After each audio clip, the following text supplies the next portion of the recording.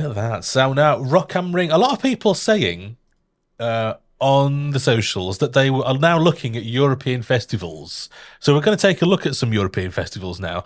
And it's funny because we've got Queens of the Stone Age, Avenged Sevenfold, and Die Artste or something at Rock am Ring.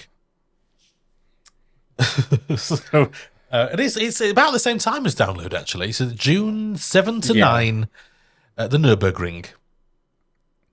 And look at this lineup, right? And if you look at this bill, ignoring the random German bands who've got no idea who they are, yeah, this shows kind of what's available on the circuit at that time. It's one of the festivals that will show it. And of the bands that didn't play Download last year, because you've got your Parkway Drives on there, your Electric Callboys, all that lot on there, they've already played last year. They ain't coming back.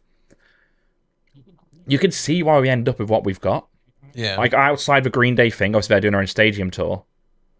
You can see what we've got on that lineup. But the Queens of the Stone Age, Avenged Sevenfold, obviously Fall Out Boy's not in there, but it gives you an idea of what's available and why Copping may have struggled. Yeah. But on Rock am Ring itself, it's a fucking great lineup.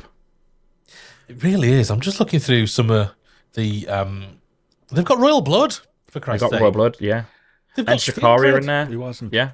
And Shikari are in there, which I'm hoping Ed Shikari get announced for Download after their arena tour in January. Bad Omens.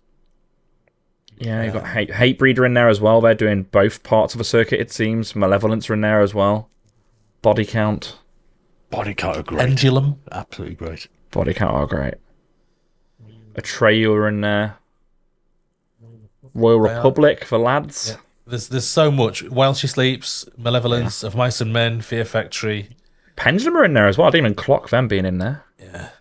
There's a lot. And I think, to be honest, if this was the Download, like you say, minus the weird German bands that we've never heard of. Yeah. Sorry to anybody listening in Germany.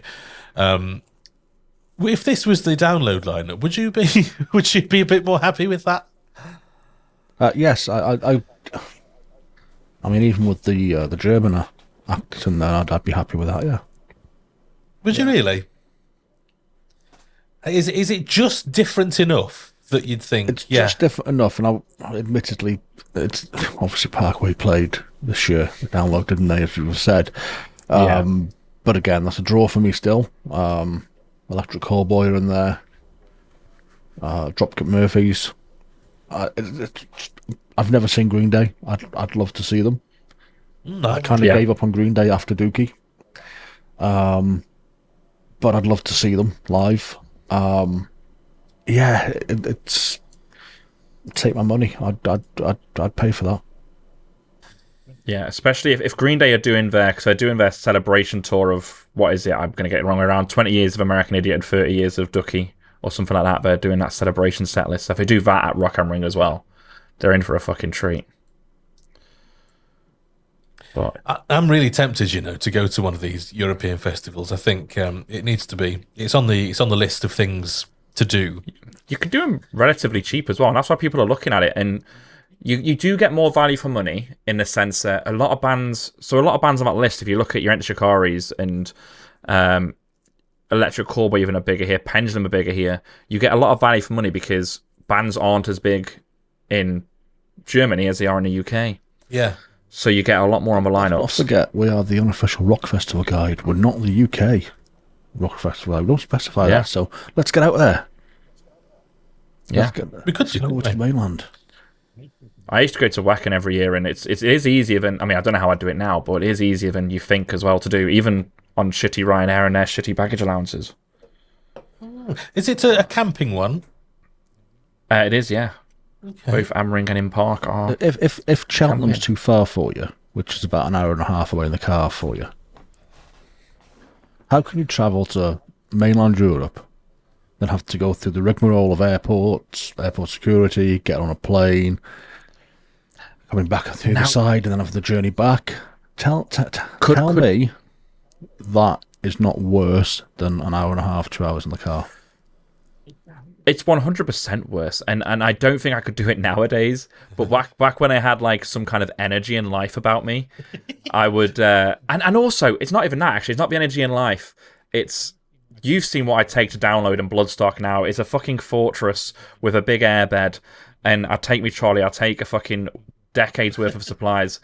When I used to go to Wacken, I used to take a fucking shitty backpack, maybe a crappy like 10 quid tent from Argos, and that'd be me done. I'd maybe take one pair of boxers, and that'd be it. Big camper van. That's the way to do it, I think. I mean, obviously you wouldn't be able to put him with the driving because you were a lazy cunt who doesn't drive. But me and Neil could drive. Yeah, I can feed you alcohol whilst you're driving. It's fine. No, I don't. I'm well of that, mate. Oh, dang. I think you're right there, actually. The time to do foreign festivals is best when you're young and it doesn't matter. You don't mind sleeping on the bones of your ass because you've got a thin bed. But then there's the camp van option is richer, but actually, because these festivals are cheaper, you can afford some of the VIP options or the red pre-pitched options as well. Oh, God, I never thought of that. That's a deal, isn't it? Yeah.